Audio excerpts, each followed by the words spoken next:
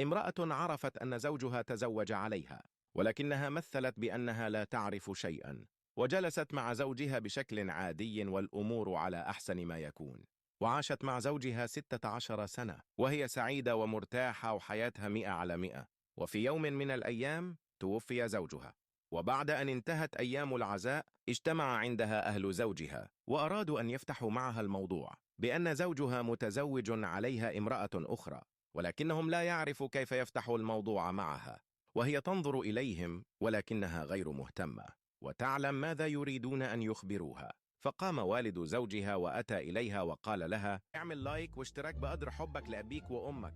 يا ابنتي، هناك شيء أريد أن أخبرك به، ولكن أريد منك أن تتفهمي الموضوع وأن لا تنزعجي. فقالت له: لا تقول أي شيء يا عمي، أنا كنت عارفة أن والدك متزوج علي. اندهش الأب وقال: